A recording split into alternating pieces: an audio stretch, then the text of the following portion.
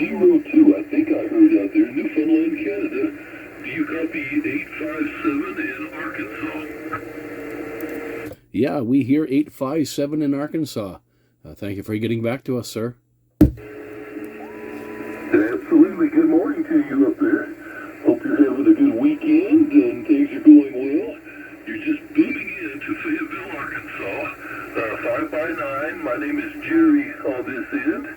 I'm on an old unit in Washington base station with an old PDL2 cubicle quad beam. How copy?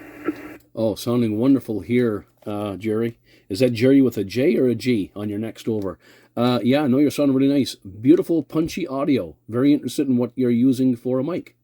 I'm using an equally old TUG8 D104. Just kind of an old-fashioned station that I put together years ago, and has been used on and off throughout the years. It's still clicking, still ticking like an old Timex watch over. And my name starts with a J. That's Jerry.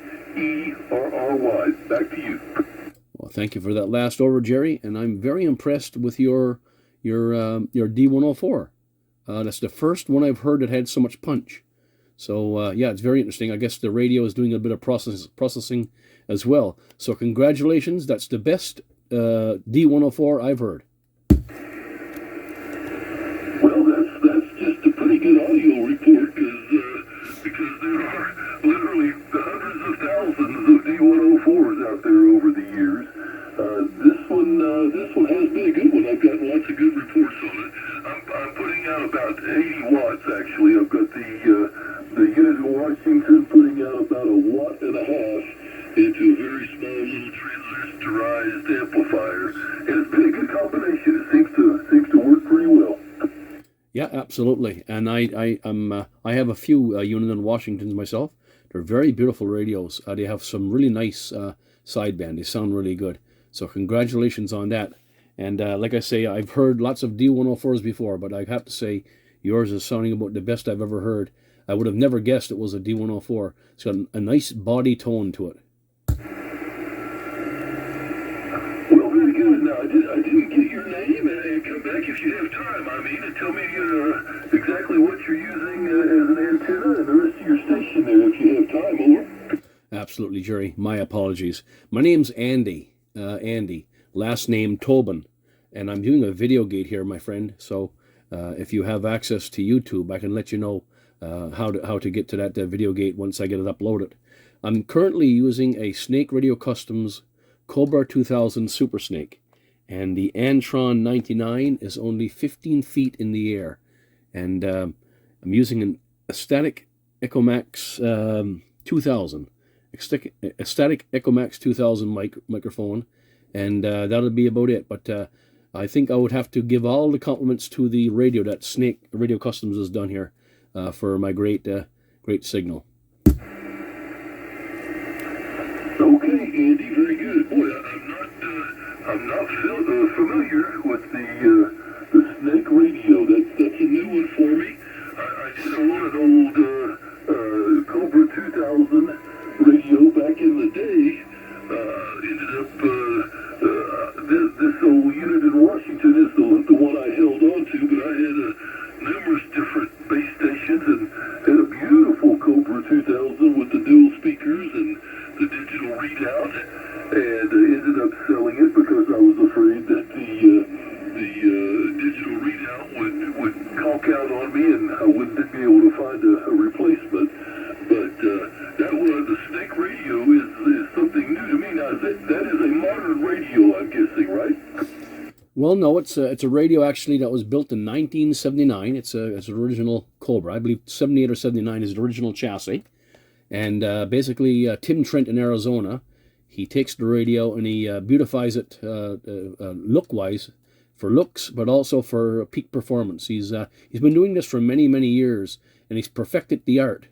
And he's making these radios sound like just as good, or probably better than most of the ham radios, like the 10-meter radios that you see today. Is absolutely incredible. I have a couple of 10-meter radios here, and some really high-class CB radios. But since I received this Snake Radio Customs Cobra 2000, it's the only one I use. And Jerry, I'm doing a VideoGate, as I mentioned, so you'll be able to see what the radio looks like, and you'll be able to hear your audio on my VideoGate, which I'm doing now. And the VideoGate, the YouTube channel name is my personal name, which is Andy Tobin, and the last name is Tango Oscar Bravo India November. If you have a chance and an opportunity, once I get that VideoGate uploaded, you'll be able to see your VideoGate there. Okay, Andy, that sounds interesting. I'm kind of what do you call it, a dinosaur operator here. Don't have a lot of computerized stuff at all, so I'll probably not be able to see that, although it does sound very interesting.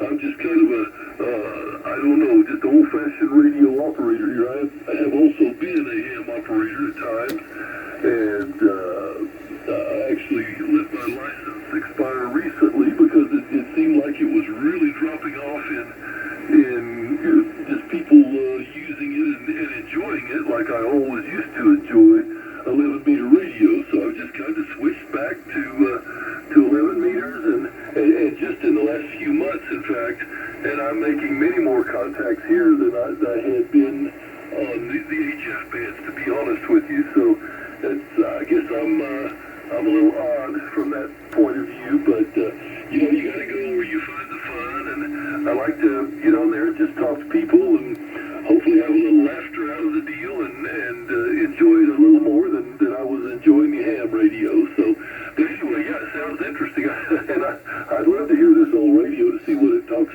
see what it sounds like. But I guess I've never done that.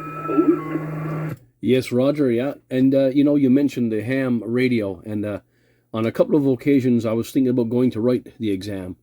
But here in Western Newfoundland, Canada, when I was trying to do so, it meant I had to travel a fair distance, about 8 hours drive to get to where I could write the exam. And of course, due to unforeseen circumstances, each time I went to write, it was cancelled because of sickness. I wasn't able to do the write because the examiner was sick. And so that fell by the wayside. But in the meantime, what was happening here is that ham radio was just dying out. There's absolutely nobody on the ham radios around here. Some of the repeaters in this area are down and out. They don't work no more. So it's kind of like a failed system, I guess, for ham. And so I just reverted back to where I guess I should say I was always a CB operator. So I just stuck in that mode, and I've been enjoying it ever since. So I don't think it would be fair to say that you're the odd one out, because it seems like, especially in local smaller areas, ham radio has really died out, but the CB radio is somewhat hanging on. Yeah, and I think a lot of the old hams are doing exactly what you and I are doing. And I was just a ham operator for, I guess, 20 years. Some of those guys did it for a lifetime. I mean, so you understand how long I was a CBer before I got into ham radio, I'm sure. Sounds like you need to be donating to your radio club there. When I was 11 years old, building those CB radios in kit form from Allied Radio Corporation, which became, what's the name of it now?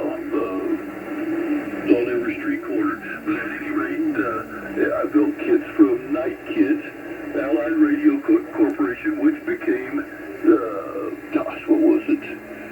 Radio Shack.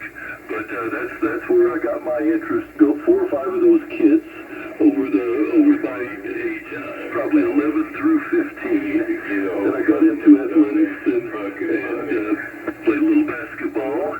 And then later on in life, I decided, that was a lot of fun, and my knees don't let me play much basketball anymore, so I'm going to get back into CB radio. Then I did go into ham radio for a while, and it is, at least locally here also, the 2-meter scene has completely died off, and the HF is just, what it's always been, hit and miss. But at any rate, and of course the resurgence of the band right here in the last year or so, I think has been a big part of that change too. Over. Yes, absolutely, Jerry. Yeah, you nailed it right on the head there for sure. Your words are certainly something that I can reflect upon myself. I may not be as old as you. I'm in my mid-50s. But yeah, I remember back in the day in the 80s, in the early 80s, and rolling forward. I don't remember the LI, but I certainly do remember the Radio Shack. And although I didn't have any kits, I knew of people that were building them. So it's an incredible thing how it went full circle, and it's still going today. And so great that we can both enjoy it. And with that, I certainly want to thank you for crossing antennas with me today and allowing me to do this VideoGate. And I would certainly encourage you, if you can, to mark that information on a piece of paper. And if you can, find somebody who's got a laptop or something and access to YouTube, just have a peek at what you're sounding like, because you're sounding much better than most on this radio with that old unit in Washington there. And congratulations on that. We do have some people here on this frequency that may want to use for now. We've been about 10 minutes into this conversation, so I'm going to clear this frequency, Jerry. But again, I want to thank you for the conversation.